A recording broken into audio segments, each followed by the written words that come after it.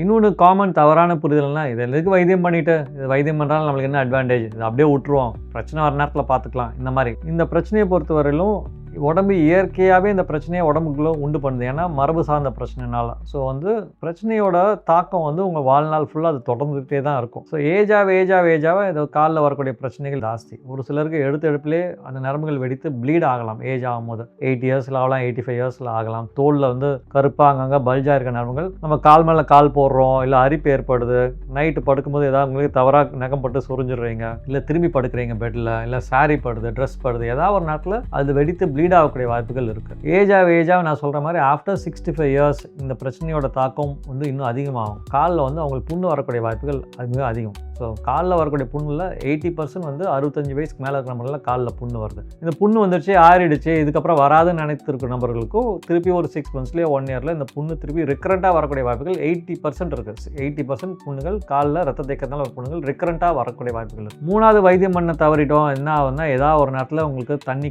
குடிக்கல, ஏஜாக நடவோட கம்மியாகுது, இல்லை வேறு ஏதாவது ஒரு பிரச்சனைகள் உடம்புல வரும்போது வேரிகோஸ் வெயின் இருக்கக்கூடிய நரம்புகளில் பிளட் கிளாட் ஆகக்கூடிய வாய்ப்புகள் மிக அதிகம். 4வது நான் சொன்ன மாதிரி தோல் கருத்து போயிருக்குன்னா அரிப்பு வரலாம், இன்ஃபெக்ஷன் வரலாம், ஃபீவர் வரலாம், நீர் தோல்லேருந்து கசியலாம். ஸோ நீங்கள் ஏஜாக அது தொந்தரவும் தாக்கமும் அதிகமாகக்கூடிய வாய்ப்புகள் அதிகமாக இருக்கிறதுனால நீங்கள் வைத்தியத்தை பார்க்காம அப்படியே டிலே பண்ணி கடைசியில் வந்ததுக்கப்புறம் நீங்கள் பார்க்கலாங்கிற ஒரு முயற்சியை கைவிட வேணும். இவ்வளோ பிரச்சனையும் நம்ம அனுபவிக்க வேண்டிய அவசியம் இல்லை. முன்னாடியே வந்தீங்கன்னா வைத்தியம் பண்ணி சரி பண்ணலாங்கிற ஒரு வைத்தியம் இருக்குது. இந்த வைத்தியத்தை பற்றி மக்களுக்கு தெரியல. இதுக்கு தான் வர நேரத்தில் பார்த்துக்கலாங்கிற மாதிரி ஒரு ஆட்டிடியூட் இல்லாமல் இருக்கிறது தான் இன்றைக்கி பெட்டர். ஏன்னா வந்தோம்னா க்யூர் பண்ணிட்டு இமீடியட்டாக போகிறதுக்கான வாய்ப்புகள் இருக்குதுங்கிறத நீங்கள் தெரிஞ்சுக்கணும்.